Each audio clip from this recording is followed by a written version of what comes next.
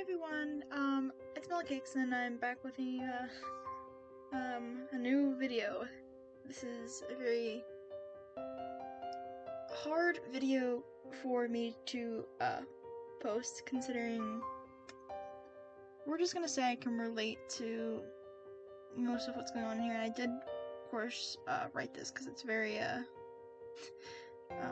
calming for me, we can say.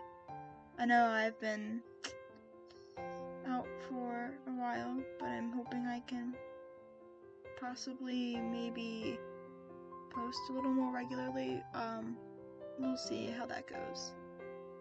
But yeah, I'm here with a new video. Also, I'd like to say we no longer have a Discord server anymore, so I took all of our previous links out of all of my descriptions for videos and stuff. I just don't have the server anymore, which is cool. Because I just didn't feel like managing and going through it anymore.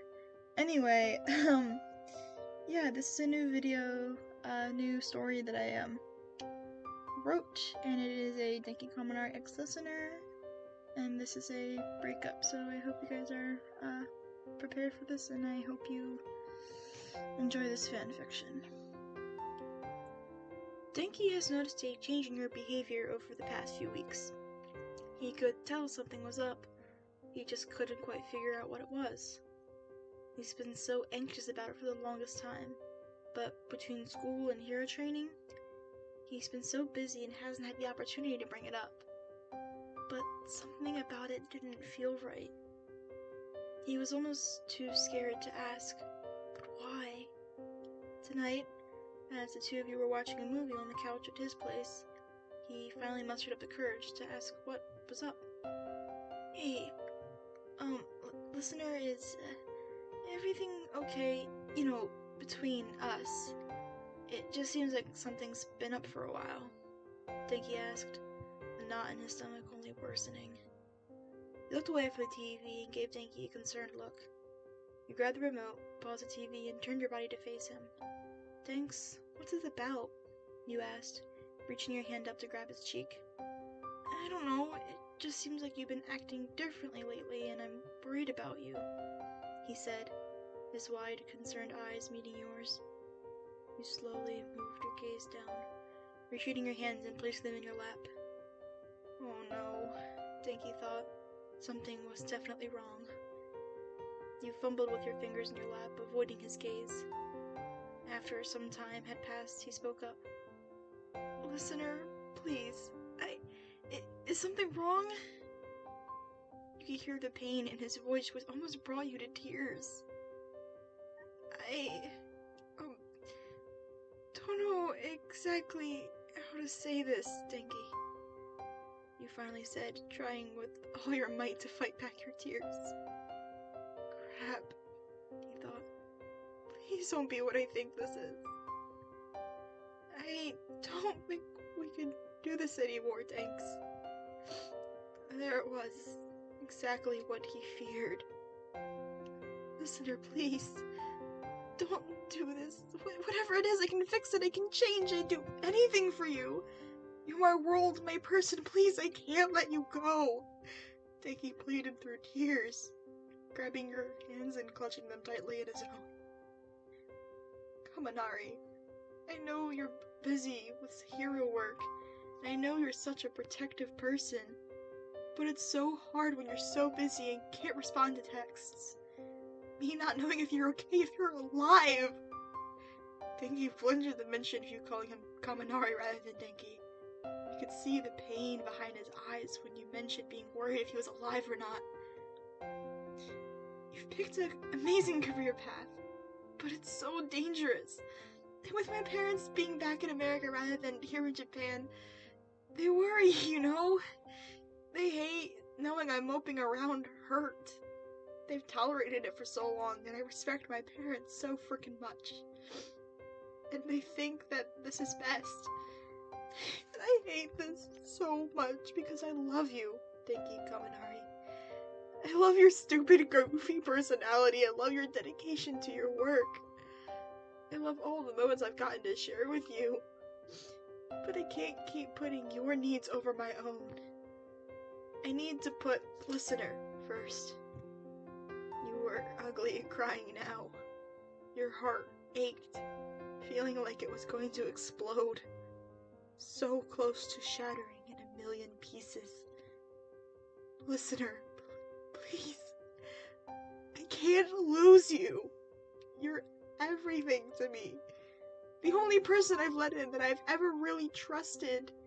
You make me want to do better, to be better. Denki was spilling over with more emotion than you've ever seen before. You've never seen him cry. He was always smiling and joking around. But you could see now. In this moment, you broke him. You broke this boy that you cared so much for and gave everything to. Denki, I wish so much to not have to do this. I had no choice. Don't give me that crap, listener! Denki screamed. It scared you. He's never yelled at you before. But you understood. His heart hurts. He's in pain. And you know it. I care so much, listener. I hate everything right now. You freaking broke me. You hurt me. I know that it's not your fault you hurt me, but you did. It killed you to see him this way. You wanted to hug him, to hold him, but it didn't feel right for the moment. I need you, listener. So bad. You looked at Denki. Both of your eyes red with tears, noses running.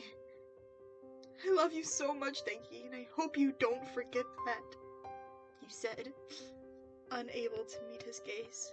I don't think I can live without you, listener, he said, squeezing his eyes shut.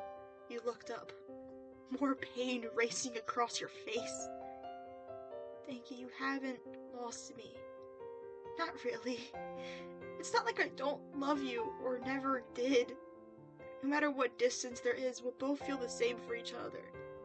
That love never really goes away. It's not like my feelings for you have been lost. I'm still here for you, you said. He finally looked back to you again. Listener, please promise me. Promise me you won't stop loving me. Promise me you won't forget me. How could I ever forget my first love, you said, aching from the inside out. You stood up off the couch, grabbing your bag. Denki, please never change. Keep being my cute, dumb, lovable idiot, you said, walking over towards him again, giving him one last hug, burying your heads into each other. After a while, you let go and walked away, pausing once you got to the door. Keep fighting, Denki, you said as you walked out and left him sitting there on the couch. Afterwards, listener, POV. I walked out of Denki's house, closing the door behind me, breaking down into a fit of tears that couldn't stop, kicking the nearest trash can that sat on the curb, then taking the time to pick up everything that spilled out. I ran the rest of the way home, gasping for air as I ran through the front door, running to my room, and screaming into a pillow that sat on my bed. So sorry, Danks. I didn't want to. I didn't want to hurt you. It kills me so much. I screamed out loud. I hadn't eaten anything all day and still felt like I couldn't. Especially not now. This is a pain I've never felt before. I felt like my body was physically going to burst in half. I felt like throwing up. I felt empty, hollow. The worst feeling in the world. Heartbreak.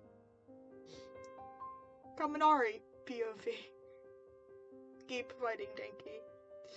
Those were the last words I got from listeners before I watched them leave. I've never felt like this before.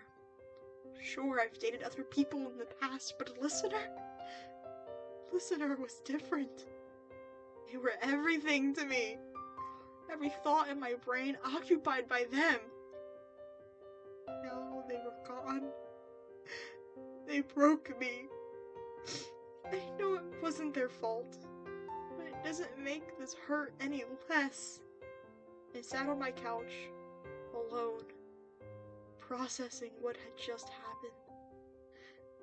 Everything hurts. My body, my mind, my heart. I feel lost, confused, alone. I feel empty without them. I can't be whole. This is the worst feeling in the world.